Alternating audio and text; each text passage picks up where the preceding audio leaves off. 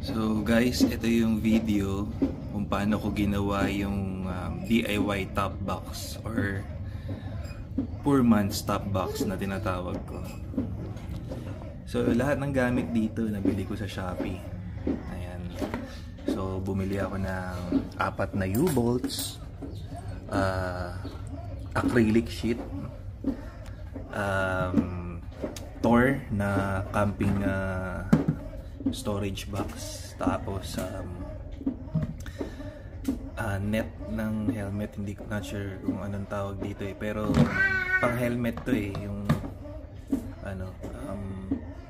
pang hold sa helmet.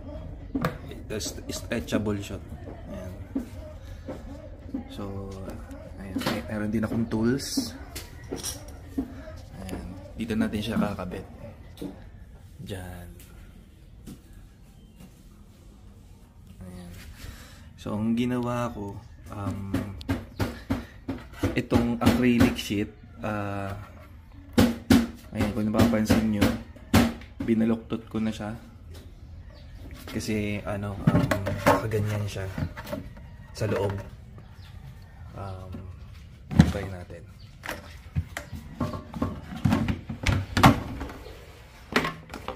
Ayan. So, ito, binutas ko na yan.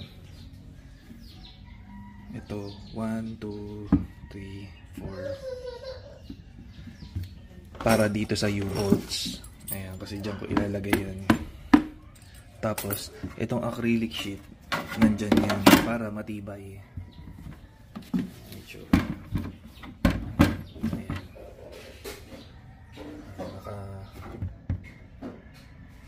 Pasok siya dun sa mga butas.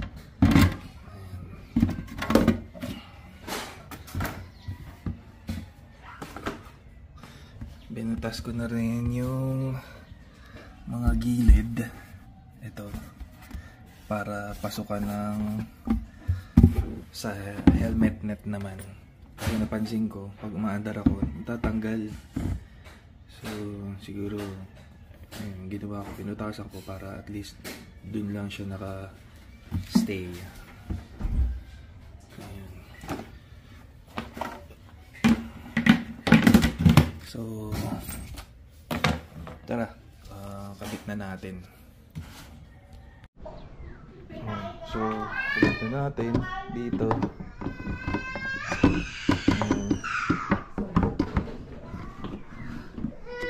Tsaka dun sa ilalim.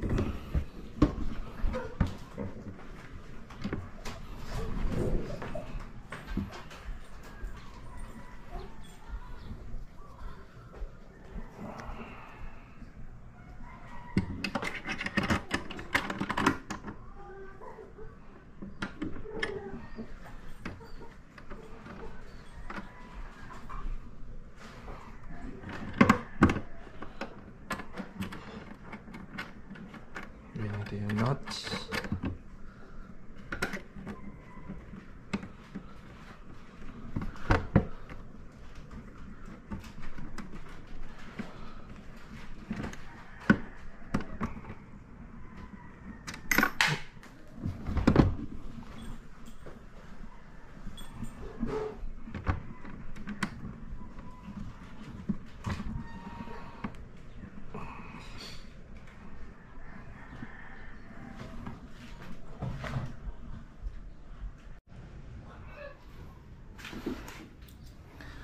Then, kabit naman natin yung sa ilalim.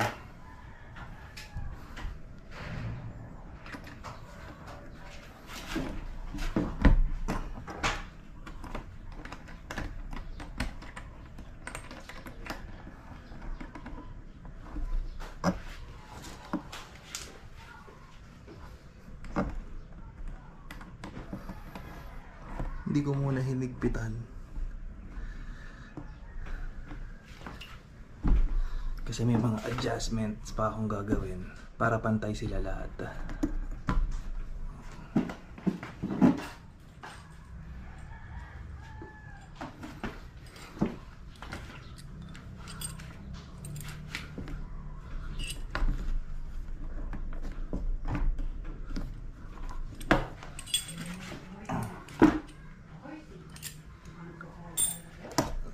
Dito naman.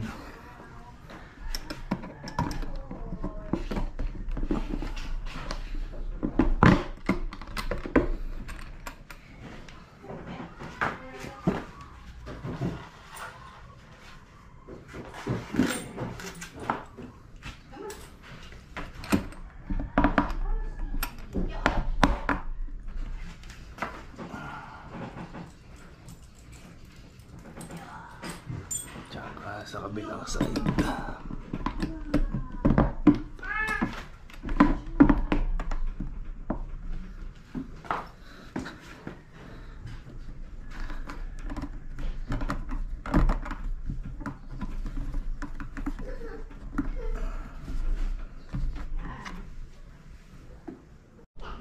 Now, ito naman yung itsura ng loob niya.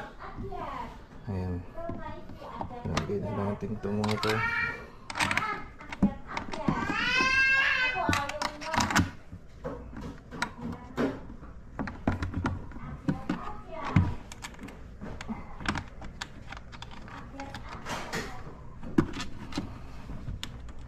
So, nahigpitan ko na yung mga bolts. Ayan. Ayan ang itsura niya. Ayan. Kung mapapansin nyo, bakit yung dalawa nasa labas yung ulo at ito nasa loob? Pwede naman sa labas. Kaya lang ito kasing part na to, syempre, minsan sakay ko yung wife ko, tatama sa kanya to eh. So, dito ko na lang linagay. Pero napansin ko, nung ginawa ko to, parang naging divider na din siya kapag maglalagay ako ng gamit. Ayan. Itong camping box or tour box na lang tawag ko. 22 liters to. So, saktong-sakto siya dyan sa, sa Vespa natin. Ayan. Saktong-sakto siya. Yung itsura niya.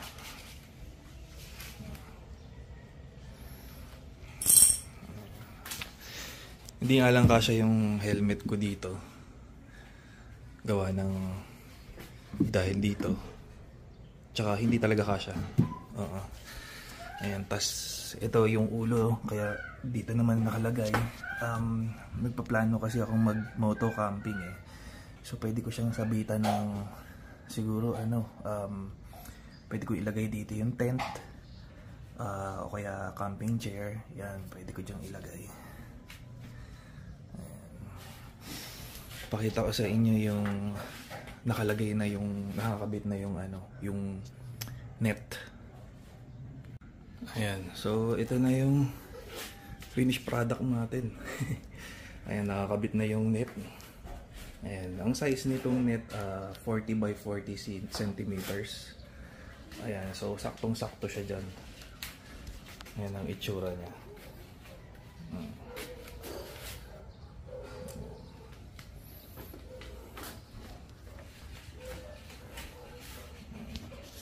Matibay naman siya.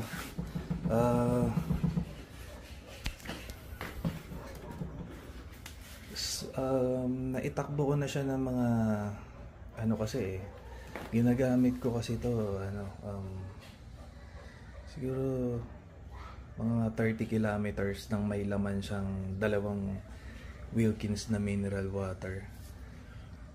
Tapos dun sa daanan ko kasi may mga lubak-lubak. And then pag uwi ko dito, chinek ko yung mga bolts. Hindi naman siya natatanggal. Tapos chinek ko rin yung mga hinge nitong natin. Rear rack. Okay naman. Pati itong mga bolts dito. Chinek ko, okay naman. Hindi naman siya kahit nalubak ako ng mga ilang kilometers. Ayan. So, matibay siya. Para sa akin. Gawa rin nung ang laking tulong nung acrylic sheet eh. Yun yung pinaka niya eh. Pinaka support niya. Ayun. Kasi kung ito lang ilalagay ninyo, sure masisira talaga agad. Ayan. So, tapos ano rin, yung U-bolts, 4 ang nilagay ko para sure na naka-hold talaga siya sa ano, nakapit siya sa rear rack natin. Ayan. Ayan ang itsura niya.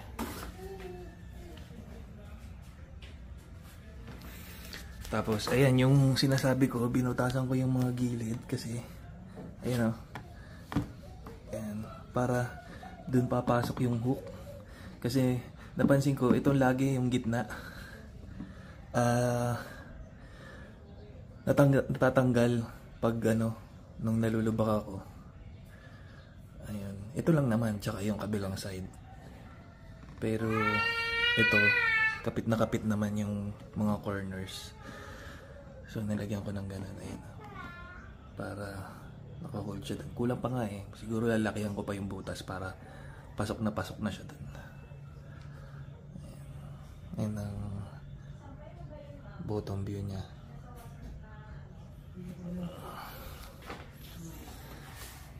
Ito, maganda rin ito. Reflectorize siya sa gabi.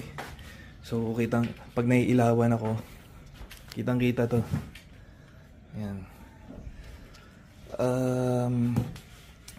Yung Tor box, nabili ko siya ng mga 1.1 yata. Oo. 1.1. Yung mga U-bolts, wala pang 200. Tapos ito, hindi ko siya, parang 200 yata to. Acrylic sheet, kalimutan ko na. Pero mura lang. So siguro mga ang nagastos ko dito, 2,000 din. Ayan. Ito naisip ko kasi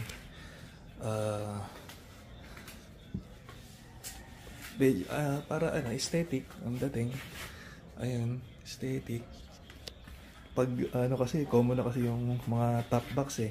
Though para sa best pa kasi yung ibang top box magaganda, yung mga leather made ba? Okay din yan, pero itong trip ko eh. Tapos pala di siya dyan ginagamit ko lang siya pag may bibilin ako or mag-grocery ako ng konti. Ayan, tsaka ko lang kinakabit yan. Pero yung pang daily, hindi ko siya ginagamit. Tinatanggal ko to. Pwedeng tanggalin to, pwedeng tanggalin ko to. Palitan ko ng ibang brace niya. Brace ba tawag? Ayan. Tapos pagka may alam ko na yung pupuntahan ko eh magkakarga ko. Ayan, ito ang nilalagay ko. Tsaka ko lang siya ginagamit. Kasya dito yung yung Wilkins na 7 liters. Dalawang 7 liters, kasyang-kasya dyan. Ayun. Kasi pag nung last time na ubusan ng tubig yung panimpla sa dede ng anak ko, bumili ako ng tubig. So, dinala ko to. Ayun, kasya siya. Ayan, pag namamalengke ako, yan din ang gamit ko. Ayan. So, ayan ang aking DIY top box. Gamit ang Tor box.